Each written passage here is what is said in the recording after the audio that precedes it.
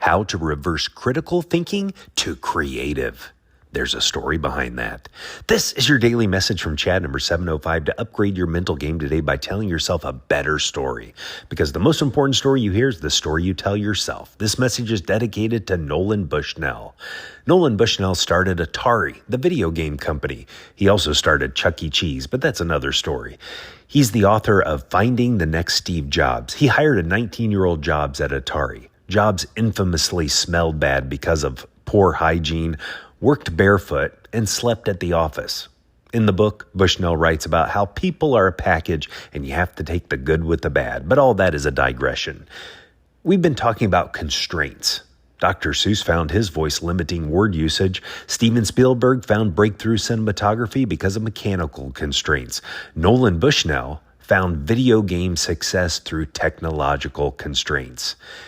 He started Atari, which is a term from a board game called Go, in 1972. Home computers had not been invented yet, and processing power was almost nil. What kind of video game would be engaging and entertaining with limited graphics, no memory usage, and minimal processing speed?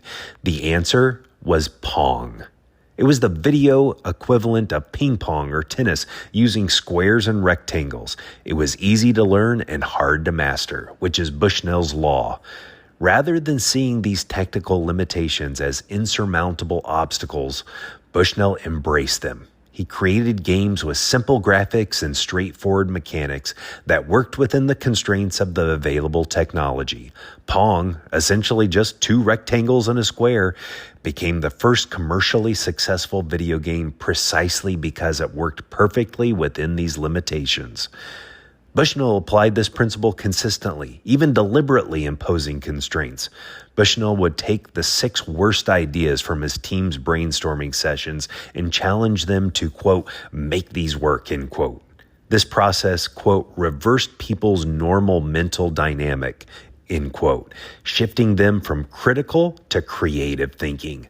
By forcing his team to find value in seemingly bad ideas, he triggered innovation that might never have emerged otherwise.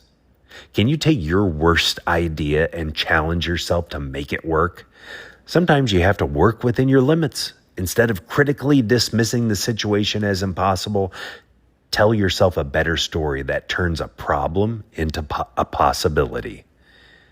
If you have a story of someone shifting from critical to creative thinking, email me at fromchadsmith@gmail.com.